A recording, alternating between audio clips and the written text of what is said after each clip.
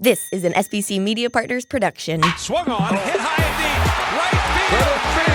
Could it be?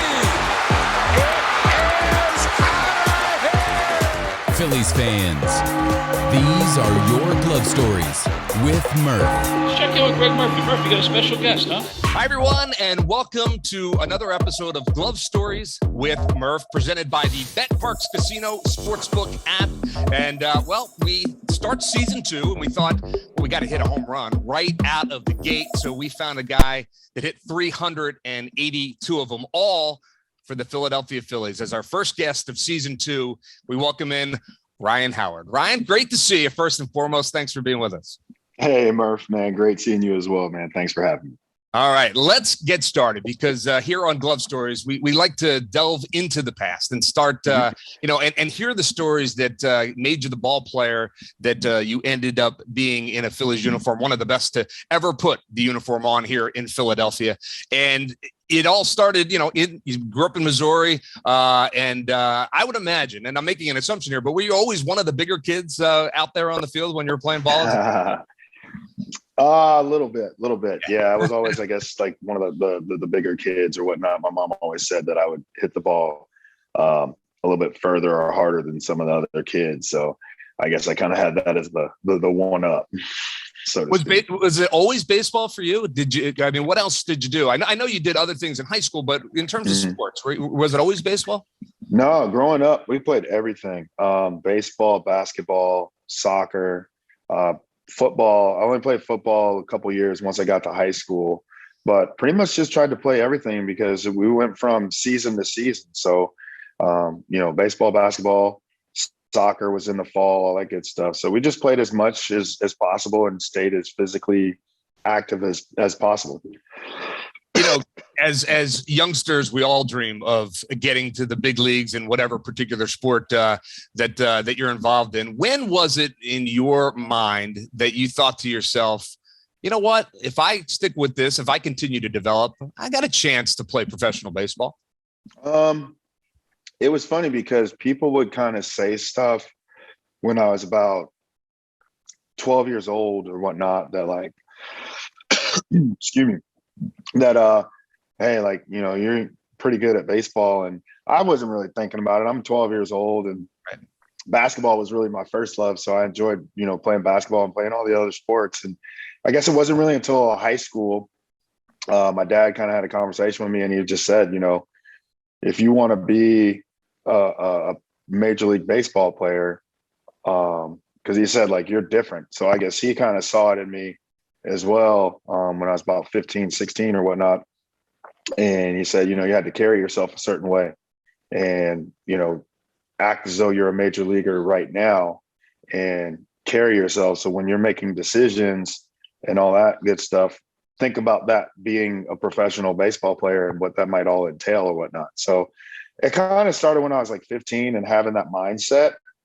But at the same time, I still enjoyed playing all the other sports. So it really didn't take shape until later on in high school where, after basketball was done and point guards became like 6'7", and I was usually the guy that was guarding the 6'7" guy. And I was like, my handles aren't that good. So I'm like, let me go ahead and stick with this baseball thing and try to take that to the next level. Yeah. It was really just kind of taking it step by step from there and then going off to Missouri State and playing over there and then kind of seeing what happened from there. Yeah, so you get to Missouri State and, you have a terrific college career. And I would imagine at that point, coaches and scouts and other folks are telling you at that point, all right, you're on the right path towards professional baseball. What advice? You got great advice from your father in high school. Did you get any really good advice in college that kind of continued to set you on that path? Yeah, Coach Gutton down there at Missouri State, great, still there to this day. He was great, man. He was the one who actually taught me how to hit the ball to the opposite field. When I got to college, I was pretty much like dead red, like pool hitter, hitting the ball right down the line because my dad was kind of like, hey, if you're not pulling the ball, then you're late. And so G kind of got me right in terms of like opening up the entire field and just, kind of going that gap to gap, but like really got me going back to the other side of the field and just really opened it all up for me. So, I think that was some of the best work from that standpoint. Obviously, all the different, coaches that I've had over the years. My high school summer ball coach, my guy Darren, he was actually a guy who threw to me in the home run derby in St. Louis. And that was very important to me because him being my high school summer ball coach, every time I would come home in the off season, he was throwing to me.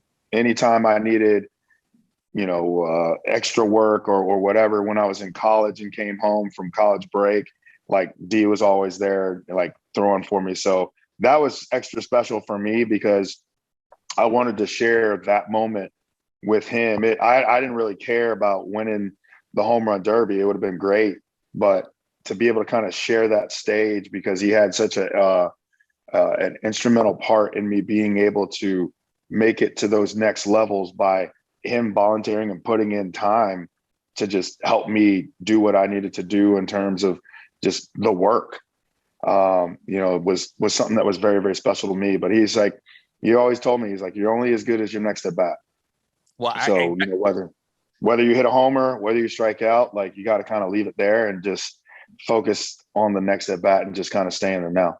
Certainly good advice in the game of baseball. I'm wondering, was there ever a moment before you got to the big leagues, or maybe when you had just gotten there, that you said to Darren, is it, hey, one of these days I'm going to be in the home run derby and you're going to throw to me? Did that conversation ever happen? No, it never happened. It never happened. It just so happened to be that like when, the All-Star game was in St. Louis in 2009, and I hit up my buddy who's his brother-in-law and his wife. And I said, hey, I want to ask Darren if he'll be my BP pitcher for the home run derby. Like, what do you think? And then my buddy was like ecstatic. And then his wife just started tearing up. I bet. So it was just one of those things to where I was like, yeah, again, I didn't want to share that moment with anybody else but him, having him out there as my BP pitcher.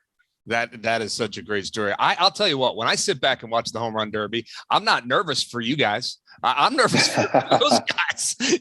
I mean, some of those guys who are like Darren, who never played in the big leagues, not a big league coach, not doing it every day. The pressure on those guys has to be enormous, right? Yeah, absolutely. He was nervous. Like the first round, like fortunately we made it out of the first round. And, he was nervous, like a little bit going out early on. And I just told him, I was like, D, bro, it's just you and me, man, like old times. We just got a few people kind of watching and those watching from afar, but it's like, it's the same. And then he just kind of settled down and we just did our thing. Found a groove for sure. Yeah. What a great story. Let's go back a little bit because I want to take you back. You moved through the minor leagues very quickly. I first met you in the minor leagues, and I think I have this story right. Was there there was a home run derby, I think in maybe at the AA level that got rained out or fogged out or snowed out. Do you remember that story?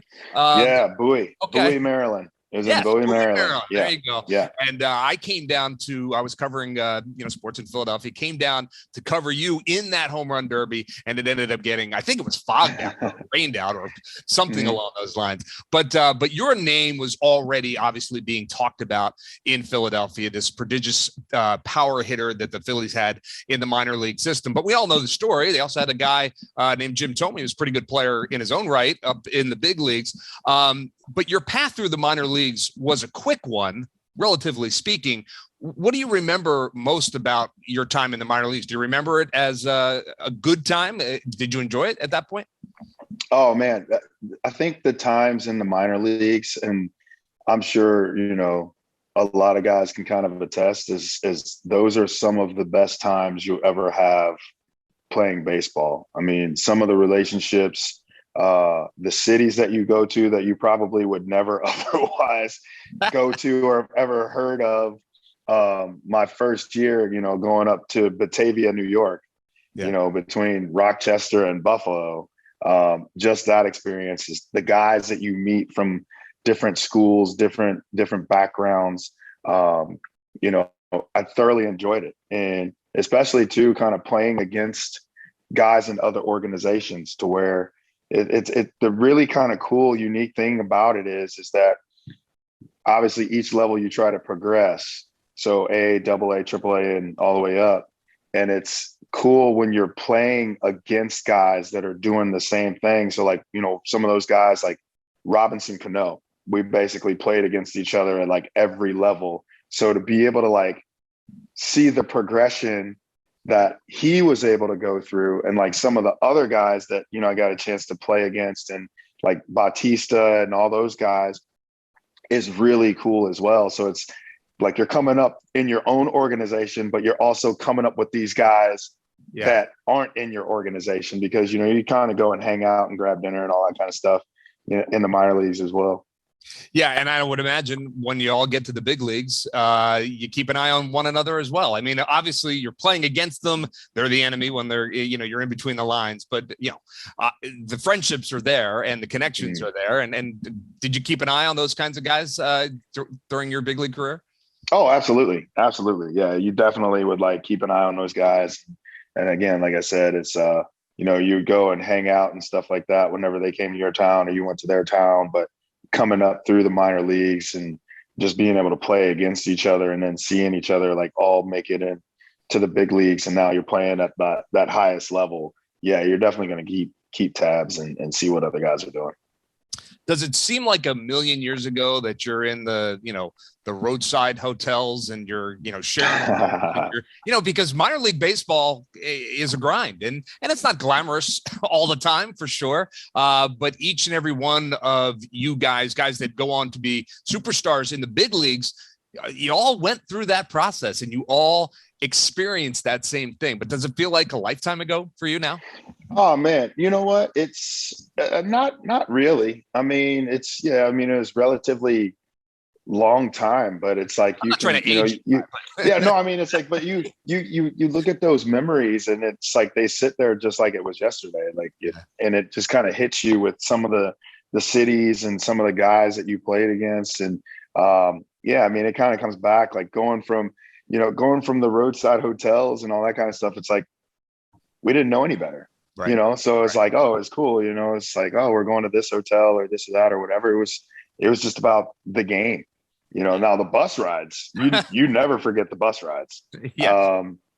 The 17-hour bus rides from Lakewood, New Jersey to Rome, Georgia, all that kind of stuff where, guys are up in the middle of the night and all that. And, you're making stops at like a Quickie Mart at 2 a.m. and all that kind of stuff. So, I mean, it was all part of the process and, enjoyed it. Yeah. It's funny that you mentioned the bus ride. So many guys that we've had on the podcast have talked about the bus rides and, the middle infielder that can stick himself up into the luggage rack and get a great night's sleep. Right? That's not you. You weren't a guy that was able to do that. I would imagine even just getting comfortable on the bus was a challenge for you. Oh man. I mean, you know what? The funniest thing was when everybody's passed out, you've just got bodies everywhere. And then there's always you when you wake up and you got to go to the back of the bus to go to the bathroom, and you're like jumping and crawling over seats and trying not to step on people. Like, you may have some people sleeping on the floor, like in the middle of the aisle and all that kind of stuff. So you figure out a way to navigate on those buses and get back and try to get as comfortable as you possibly can. It's like American Ninja Warrior. It's where it all started. Yeah. Minor league buses. Exactly. Back to the bathroom. Exactly. I don't think, baseball fans don't always think about the path that leads to the big leagues. They hear about the plane rides and the fancy hotels and all that up here, but it's just getting here. And so many guys, get here for a cup of coffee or whatever, and head back to the minors. It's a challenge for sure. All right. Well, you come up to the big leagues, you get your September call up. What do you remember about your major league debut? Were nerves there? You knew you were getting a little bit of a shot, a little bit of a look. Yeah, it was exciting. I mean, anytime you get that call saying, hey, you're going up, I mean, that's what you do all the work for. You're doing all this work to be able to get up and go to the major leagues and hopefully be able to stay in the major leagues and ultimately try to compete for a championship. I already knew, obviously having Tommy there, playing time was going to be limited, but again, it was kind of like nothing is owed to me, So it was going out, having to earn every bit of it. And obviously the managers that we had, Charlie, Bo was there early on when I first got called up. Those are those guys where, hey, you got to go out there, you got to hustle, you got to play, you got to go earn it. So for me, it was, I'm going to go up here, and whatever my role is, if it's coming off the bench or if I'm picking up Tommy a day or something like that, basically I'm going to be the best version of whatever that is. I know I played every day in the minor leagues and this and that or whatever, but my role has changed right now, accepting what this role is at this time and do whatever it is I can do whatever it is I can to help the team win in that moment. Because I'm not offsetting Tommy yet in the month of September or anything like that. So really just tried to get up and just learn and do whatever it is I could to try to help the team win at that point. Do you have a distinct memory of walking into that clubhouse and seeing some of the names? Well, some of the guys obviously you knew because they had also come up through the system. But a guy like Jim Thome, who was on a Hall of Fame track at that time, and there was a lot of good players in there. I think about Bobby Bray. The good names, big time ball players that you probably had watched as a youngster. Do you remember walking into that clubhouse and looking at the names and thinking, yeah, it was cool. It was cool. It was like kind of more so at that time, it was like be seen, not heard. So I'm just trying to come in, go to my locker and just watching people operate. I'm watching Bobby come in with the smoothness and he's walking into his locker. I see Chase like walking over and Tome and all those guys. So I'm just coming in, hey, I'm just trying to stay out of the way, man, get my stuff and go about going out there and go getting ready for the game. Yeah, I always enjoy listening to ball players talk about those moments because they're moments you're never going to forget. Obviously, they're transcendental moments in your life that really set you on the next path. You didn't know what was in store for you back in 2004, but the story obviously has been written now. We're going to talk more about that coming up here on Glove Stories with Murph. Ryan Howard is our guest, season 2, episode 1, and we have a couple of special guests that we'd like to bring in, kind of like a "This Is Your Life" Ryan Howard in the world of baseball. A couple of guys that I think know you fairly well, and I think we'll have a lot of fun. So we're going to take a quick break, but when we come back, those special guests join myself and Ryan Howard. So stay with us. The all-new Bet Parks Casino and Sportsbook app is here for both Pennsylvania and New Jersey. Get in on all the action, whether it's baseball, the basketball and hockey playoffs, golf, all your favorite sports. Download the all-new Bet Parks Casino and Sportsbook app and make your first bet risk-free up to $750. Bet more than the score. Bet on individual player performances for hits, home runs, and strikeouts. Bet innings, first team to score, and more. Bet Parks is the only sportsbook and casino app that I recommend. The Bet Parks Casino and Sportsbook app, where odds, bets, slots, and games all come together in perfect harmony right in your pocket. Sportsbook and all your favorite casino games for real money, all in one amazing app. Live in-game betting lets you bet while you watch the game. Download right now in the App Store, Google Play Store, or at betparks.com and use my promo code Murph. BetParks is also an official proud betting operator of the PGA Tour. The all-new BetParks Casino and Sportsbook app. You must be 21 and in Pennsylvania or New Jersey. Gambling problem? Call 1-800-GAMBLER.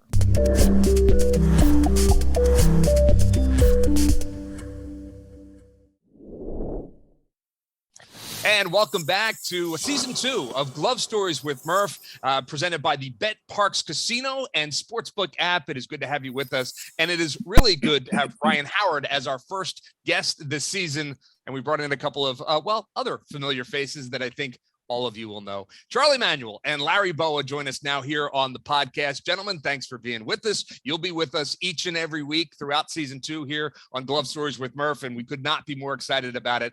I think you know the guy in the top left corner here, here on our YouTube channel and on the podcast. But Larry, let me start with you, because in 2004, this young man who said that he was just trying to be not seen or seen and not heard at the point of being called up, gets his September call up in 2004. I would imagine you get some direction from upstairs about how to use Ryan going forward in the month of September. You were smart enough to get him in the lineup the first day he was there. That was a good move by you, right? Well, we heard about Ryan way before he got to the big leagues, the home runs, and we didn't know he was going to be a superstar player. We knew he was going to be a real good player, but he turned out to be a great player. Yeah. And I think the one thing that stands out in my mind more than anything, even watching Howie right now, is, when you're a superstar like that, sometimes attitudes come into play. This guy, you wouldn't know if he was playing A ball, big leagues, a tremendous individual on and off the field. He led by example. I was in a tedious situation because obviously, as you stated earlier, Tommy was there, who eventually turned out to be a Hall of Fame player. We knew how he was going to play in the big leagues. We didn't know if he was going to play with the Phillies or another team. As it turned out, he did turn out to be a Philly for his whole career. But I think people lose the fact that he's a great guy. Yeah. And, I think the numbers speak for themselves. He says he came in and kept his eyes and ears open. He basically played like that. I mean, I saw him towards the end there, and he just, he led by example. This guy did all his work. Unbelievable power hitter. I never seen guys hit balls. Him and Tommy in particular hit balls to left center field as hard and as far as they did. But it was a pleasure the short time that I, at the beginning, got to see him. But then at the end, I saw him towards the end. But, everything that he's done in baseball, he's earned. And, sometimes these guys, Murph, they get caught in the minor leagues. And when you have a guy in front of you like a Tommy, and I look back at our 80 team, we had some good players, but we had an infield that was already set. Mm-hmm. And to see him stick by his beliefs and everything and be patient is something that he's got to be very proud of. Yeah, I tip of the cap to Ed Wade, who really had difficult decisions to make early in that period that ended up in a 2008 World Series championship, and we know the success. Ryan, you hear what Larry has to say. I wonder if that. Look, we all know you, and we've gotten to know you over the years, and what Larry is saying is dead on. Is that something that you thought about, or is that just something in terms of your personality that just kind of came naturally to you? Go out, do your job, and be a humble guy. Well, first off, no, I appreciate the words, Bo. I mean, it's the tone was always set because you would see the Philly teams from the past. So, like, obviously you would hear about the 80s squad and you look at those guys, you see Bowa on there, you see Smitty on there, you see, Bull and all those guys and how they played. And then even more recently, you saw the team from the 90s and how those guys played. Like, I couldn't get my hair, I couldn't get enough hair to try to get on that kind of squad, but the way that they played and then understanding the mindset and the mantra that is the city of Philadelphia and the Philadelphia fans, you have to come and you have to bring it every day. And that was just always kind of my mindset of, we had a different mindset of like, hey, we're going to go out and we're not friends right now. we're going to go out here and we're going to try to beat you. Like, that was the great thing about Chase is people would always come to me and say, hey, Ryan, like, dude, like, what's up with Chase? Like, is he cool? It's like, no, he's cool. He just hates you when he's playing, but he'll say hi afterwards. But like, it was always that kind of stuff. But, the biggest thing kind of going back to what Bo said was, I learned in high school from my sophomore coach in high school, where I got sent down from the varsity team as a sophomore. And it was me and another kid that were both sophomores that were going on the varsity team. And they kept him because he was a pitcher, third baseman, but they sent me back down. And the first thing my coach said was, hey, I know you're disappointed, but you got two choices. So you can either focus on everything you want to do and all put all your energy into trying to get back up to the varsity team, or you can sit here and sulk and sing about your shoulda, coulda, wouldas. And so I made my mind up from that moment to where it's like, you're right. I'm going to just put all my energy and focus into getting back up on this varsity team, and then did what I needed to do at that level and got back up on the varsity team as a sophomore. So fast forward to kind of the Tomei situation. It's like, I understand the organization has this, they went and signed Tome, and I'm kind of like, hey, I can either sit here and be like, damn, they just signed Jim Tomei, I'll never make it, or put my focus into getting into the big leagues, whether that was in a Phillies uniform or elsewhere. Right. Charlie, when I see you two together, I mean, forever in Philly's history, you guys will be linked along with the rest of the faces from that era. I know you're so proud of what he was able to accomplish, but I want to bring you back to the early years, 2005, 2006. When did you start to see? I know Ryan was a great prospect, but when did you start to think to yourself, "Oh boy, we've got something special on our hands"? Murph, first time I saw him was in spring training, and he was hitting off of the left-hander from the Yankees. What's his name? Pettit. Pettit. Andy Pettit. Yeah. Pettit hit a home run to left center. He hit a bomb to left center field. That's the first time I saw him hit. And then later on that spring, when all the teams were settled, he was, he was playing in Clearwater. And the first game I went to, I saw him and he was,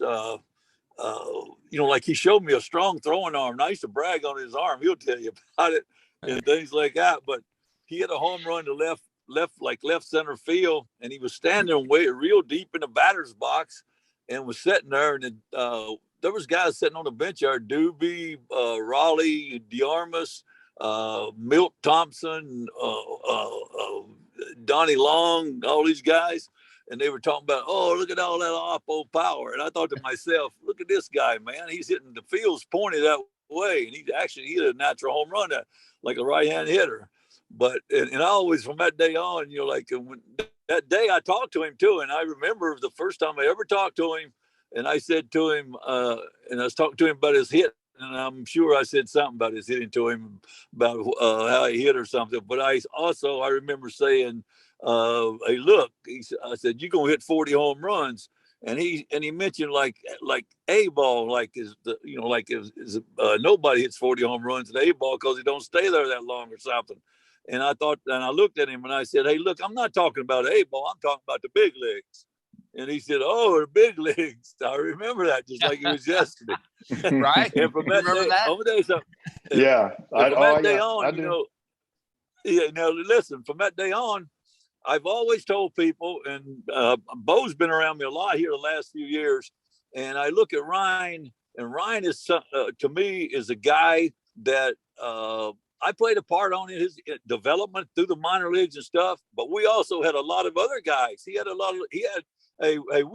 All of us used to sit and talk about how good he could be and how good he was going to be and how we could help him. And I think he was so coachable in the minor leagues and stuff. And like Bo just got through saying, hey Ryan Howard, I earned every chance he ever got in this game by his performance and things. And I look at Ryan as one of the guys that a lot of people in our organization had, they had a part in his development. And look, he was, to me, he was a big time player. You could see it right from the start. And every time he used to ask me all the time, hey, Chuck, when am I going? Or when am I going to go up? And things like that. And I used to be, when it's ready, you're going to be all right. You fine like this. And really, I always knew that if he got a chance to hit in the big leagues, that he would hit.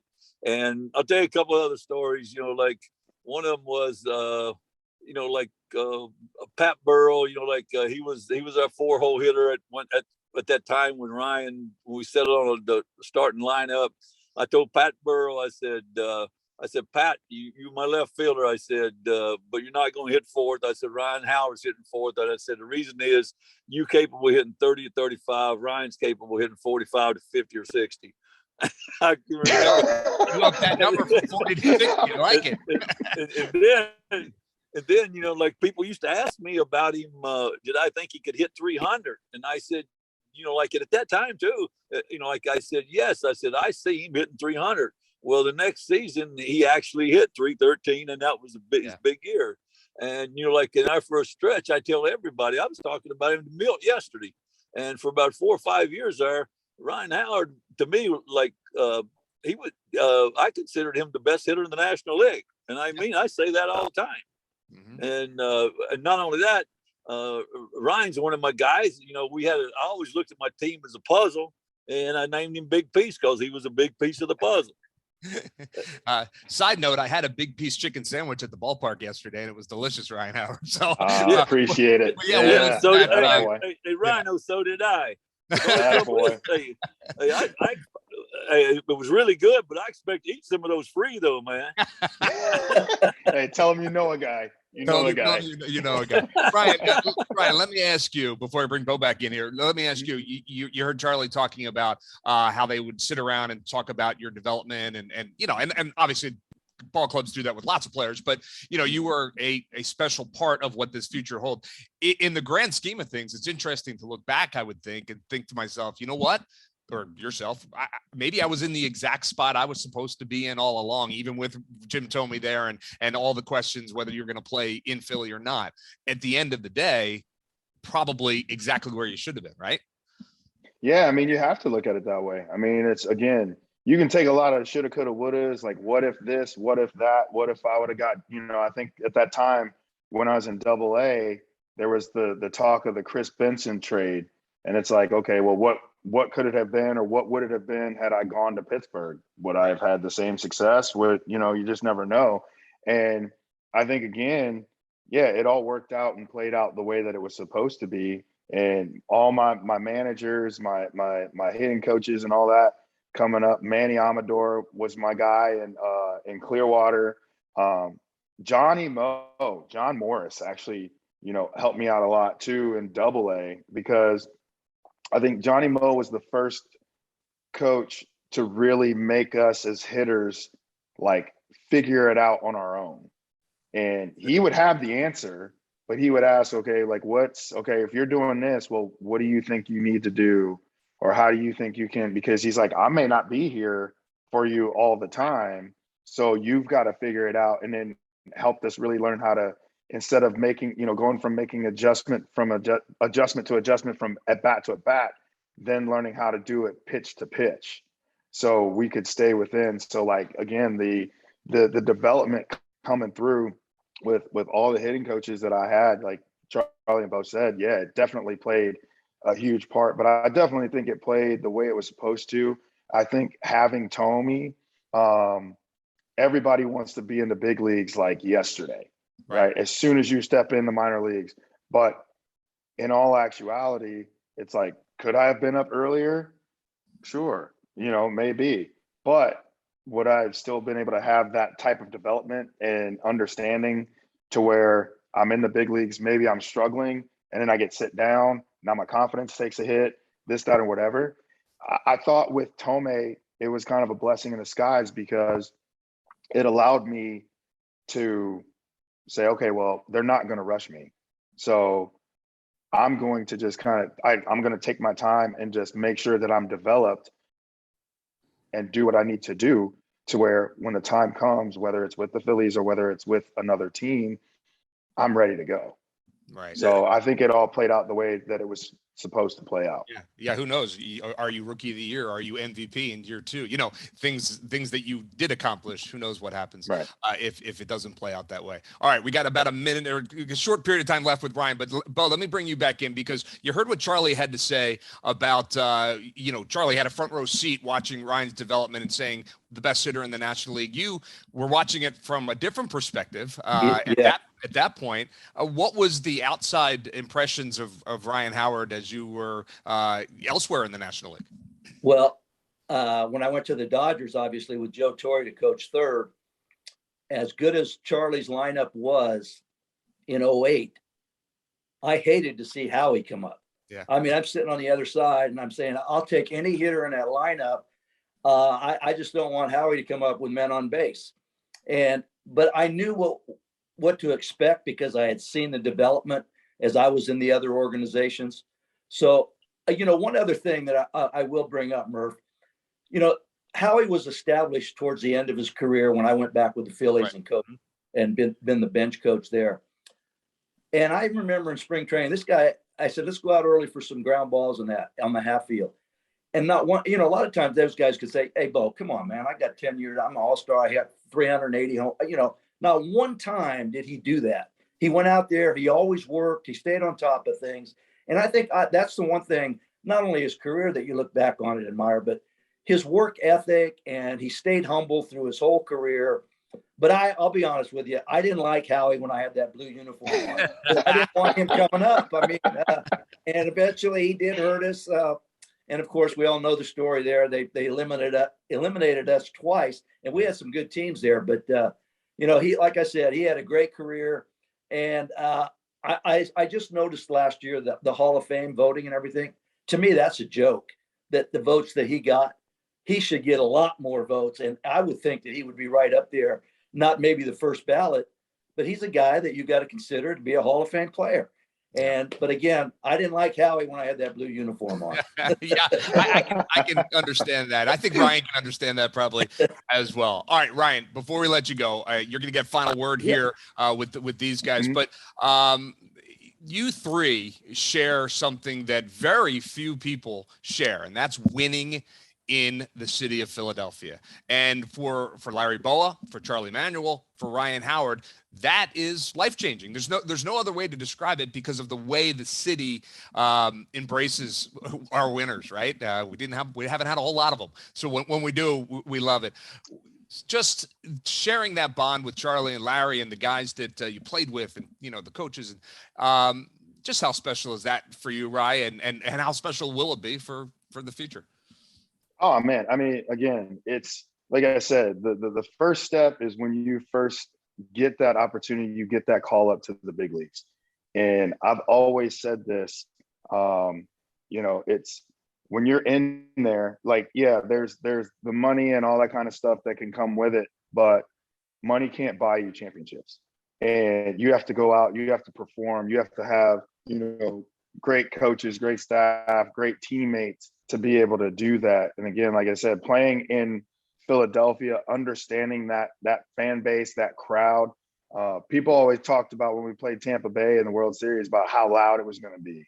And when we got to Tampa Bay, I was like, it was loud, but I was like, Citizens Bank Park to me was way louder. And there was just the electricity, the energy that would come through the fan base there. But I think having been able to play in the city of Philadelphia, playing for those fans, and seeing the electricity and the energy that they would provide when we were going well, like that's what it's all about. Like our thing was the funny thing I always say about our team was, and Bo probably has the same thing where he could look at it back from the 80 squad, was you look at everybody on that team and you've got a cast of characters where Brett Myers, everybody knew he was the crazy one.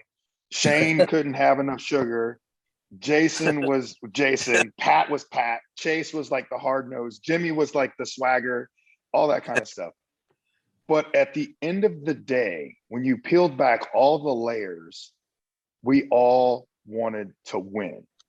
And that was it. That was it. I remember the first time I met Brett Myers in the minor leagues, and we were at Ybor City in Tampa. I'll tell this story real quick. We're in Ybor City in Tampa. We're out, like a bunch of guys out. I think it was like FIL or something like that. My first FIL or second. And I go up and one of the guys is like, oh yeah, Brett Myers is over there. I was like, oh, okay, cool. Like I go up to go meet him, and Brett's like, I was like, hey, what's up, man? I'm Ryan Howard and this and that. And Brett's like, I know who you are. He's like, and Bo knows. Brett's like, I know who you are. He's like, I'll strike your A out right now, bro. I was like, all right, well, I mean, this is kind of an awkward place, but I say, hey, bro, we can get to the complex and we got space and opportunity. And that was the thing about it, is that we didn't back down from anybody. So it was like Brett coming at me. I'm like, I never met this dude, but hey, bro, let's go get it. Like, let's make it happen. And I think that like Bo, obviously, they probably had those same guys, and Charlie as well, to where it's like, all right, you're going to come at me, I'm going to come at you. One of us is going to come out. So let's go. Yeah. And then we had a whole team of those guys. Ultimately, when you're pulling in the same direction, good things happen. Yeah. That's what happened in the city of Philadelphia. All right. Well, Ryan, I promise not to keep you longer than those 40 home runs that Charlie promised. 40 minutes, 40 home runs. I should have gone with the 58. That was my mistake. But hey, all good. It was great having you. We really appreciate you joining us here on the show, and all the best success with your lots of ventures that you've got going on. I mentioned Colby's at the ballpark now. If you're looking for good eats, the chicken sandwich, 3 different chicken sandwiches yes, that they offer over there. But the big piece is the one I tried, and it was excellent. So, Ryan, thanks for being with us. We hope we can talk to you again some point down the line, but it was really good to see you. Sounds great. Thank you guys so much for having me. Appreciate it, guys. Bo, Okay. Charlie, love y'all, man. Be good. Take care, buddy. All right, we're going to take a quick time out, but Charlie and Larry are going to stay with us, and we're going to talk a little bit about sluggers in Major League Baseball, big-time home run hitters, and Charlie and Larry's thoughts on those guys. So let's take a quick break here on Glove Stories with Murph, presented by Bet Parks Casino Sportsbook app. We'll be right back after this. The all-new Bet Parks Casino and Sportsbook app is here for both Pennsylvania and New Jersey. Get in on all the action, whether it's baseball, the basketball and hockey playoffs, golf, all your favorite sports. Download the all-new Bet Parks Casino and Sportsbook app and make your first bet risk-free up to $750. Bet more than the score. Bet on individual player performances for hits, home runs, and strikeouts. Bet innings, first team to score, and more. Bet Parks is the only sportsbook and casino app that I recommend. The Bet Parks Casino and Sportsbook app, where odds, bets, slots, and games all come together in perfect harmony right in your pocket. Sportsbook and all your favorite casino games for real money, all in one amazing app. Live in-game betting lets you bet while you watch the game. Download right now in the App Store, Google Play Store, or at betparks.com and use my promo code Murph. Bet Parks is also an official proud betting operator of the PGA Tour. The all-new Bet Parks Casino and Sportsbook app. You must be 21 and in Pennsylvania or New Jersey. Gambling problem? Call 1-800-GAMBLER.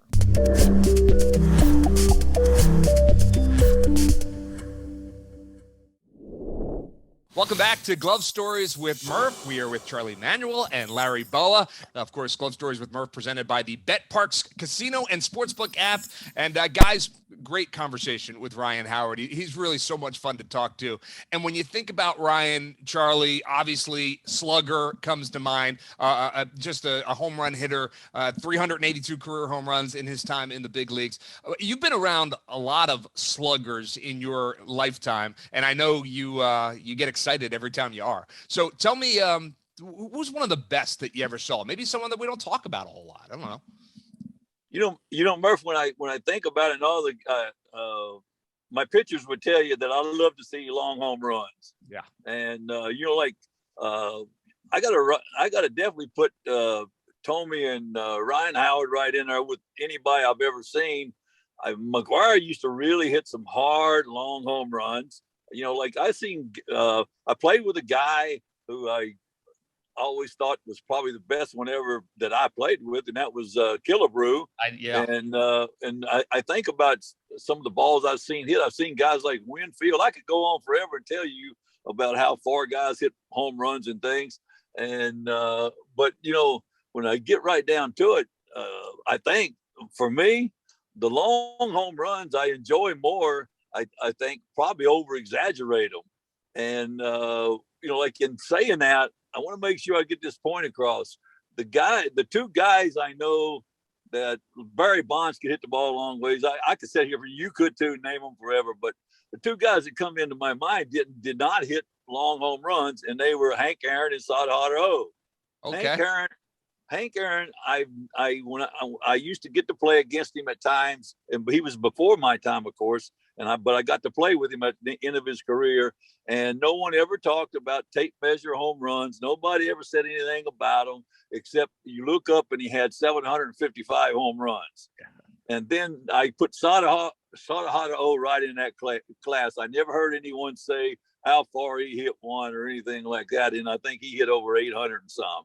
And when I think about it, and we start talking about who hit the longest ones and things like that, and I kind of, my mind kind of goes back to those 2 guys, but because they were the ones that were hitting them so consistent.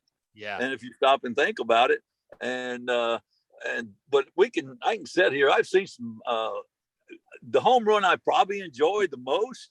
I've seen, I'll tell you, Howard's third deck home run to me was long, but he hit the trolley car in San Francisco up at the bottom of the trolley car. You might have been there. And I think I might have. And I seen Tommy hit a ball out of Toronto, like through that space all the way through the stands there in that second deck or something, like a low fastball. And I've seen McGuire hit some of the longest ones that I saw in the big leagues, as I could say. I've seen Frank Howard one time hit one. But at the same time, when I think about home runs, I always say it's not how far, it's how many. Right. And the two guys that really pop up in my mind are the two guys that hit the most home runs. And Barry Bonds kind of creeps in there too, right at the start too. Absolutely. But at the same time, it's a topic. It's always a topic somewhere in a bar and things like that. And I'll let Bo talk after that now. Yeah. Well, it's interesting because Larry, sluggers, home run hitters, I guess there's a little bit of a difference when you talk about those guys. But who are who are the guys that pop in your head? Because you played with a bunch. Obviously, what Charlie said about Bonds and Aaron, I got to play with against Aaron my first year. It was his last. But the one guy that used to kill us all the time, and he hit some big time bombs, was Willie Stargill with the Pirates. I mean, he hit a ball at Veterans Stadium in the third deck. I have never seen a ball hit that one. I've been around Schmitty, I've been around Tommy, I've been around Howie. This might be the longest ball I've ever seen it. And he also hit a ball completely out of Dodger Stadium. So exactly. He stands out in my mind.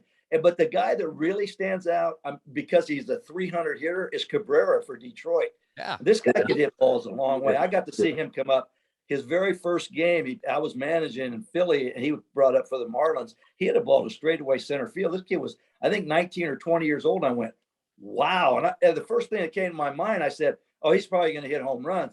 Little did I know, not only did he hit home runs, but he's a 300 lifetime average hitter. So those guys that hit home runs and hit 300, they're very special. You could throw Trout in there right now. But like Charlie said, there's so many guys, and it's really not how far they hit them. But the one that stands out is obviously Stargill, because I have never seen a ball hit that far. And I've been around some big-time hitters. And you might as well throw Charlie in there, too, because I go back and look at some video of some home runs he hit in Japan. And it doesn't matter if it was Japan or the States. They went a long way. So, but, like Charlie said, it doesn't matter how far, it's just how many. But those guys, there's so many of them. Bonds was another one. Not only the kid, but his dad hit a lot of them.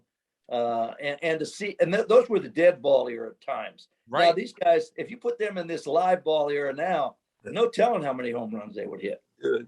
It's the truth. Charlie, you were laughing. Bo said Bo put you on the list, but I mean, that's the truth, right? I mean, you not only like watching home runs, I know for sure you liked hitting them for a time there. Hey Murph, let me tell you something. If I hit one 400 feet, if I tell you, it probably went 550. I can work. Hey, I can always throw a little extra on the end of those. Absolutely. But I want to tell you something. I've seen some long home runs, and I'm sure Bo has. It's hard for me to really point and say, like I seen Dave Kingman hit balls. He really enters my mind because I saw him in the minor leagues hit balls that were like it's hard to think. But at the same time, I kind of overlooked Stargill because Stargill was one of my favorite guys, and Bo's right. He hit a ball out of Dodger Stadium and might still be going. Yeah. And he used to hit balls that people used to tell me about him hitting, but no, I hit a few balls that were real good, but those guys those are elite guys who have enormous power. And Tommy and Howard definitely fits in there somewhere, but there's quite a few of those guys. But Bo gets back. Bo and I kind of think on the same order of the consistency, and also how much the performance of the player, and not just being the home run hitter, but that's what made him a good hitter, because he he had a lot of homers to go on his performances. Willie Mays, you could throw him in there too. Right. The other thing, Murph, I left one guy out that I played with, and people that listen to the podcast are well aware of the vet. Greg Lizinski hit the Liberty Bell in straightaway center field. Yes. That is a long, long way. And not only was Greg a home run hitter, he was pretty good average hitter. I was very fortunate to play with him and Schmitty. So I got to see firsthand a lot of bombs that went out at the vet, because that was not really a hitter's ballpark. Right. And these guys made the ballpark look real small. But like Charlie said, there's so many guys with power and And he mentioned Dave Kingman. I got to see him hit some long balls. He's one of those guys who probably fit in good now because average really didn't matter with Kingman. He'd hit 230, but he'd hit 45, 50 home runs. So there's so many guys you could put your finger on that were tremendous home run hitters. Willie Stargill is a guy that still keeps me up at night because I was a 10-year-old baseball fan in Philadelphia at that time. And man, what a player, him and Dave Parker together. What a lineup that Pirates team had. Guys, great stuff. Some great names, which is what this is all about. And we'll bring it back to Ryan Howard, who is really the inspiration of the slugger conversation. But you talk about being consistent in his MVP year, hit for average, 58 home runs, just did it all. And that's why he was the best player in the National League that year. And certainly a lot of fun to watch. Guys, we will see you each and every week here on the podcast. And we're really looking forward to it. Once a week, we'll have a guest, and we'll have Charlie and Larry on with us as well, talking all things baseball here on Glove Stories. So we certainly look forward to that as we get things started season 2. All right. Sounds good, Murph. Yeah. All right. Sounds good, Murph. Thanks, man. All right. I'll talk to you both soon, and we'll put a wrap on this one right after this. Glove Stories with Murph is sponsored by the Bet Parks Casino and Sportsbook app and is a presentation of SBC Media Partners. The engineer for Glove Stories is Chad Evans. Cindy Webster is our marketing and guest relations director, and our executive producer is Roger Haddon. Whether you are watching us on YouTube or downloading the podcast from one of the major podcast providers like Apple, Google, or Spotify, make sure to hit like and subscribe so that we can let you know when a new episode of Glove Stories is available. We'll release new episodes weekly throughout the 2022 Major League Baseball season.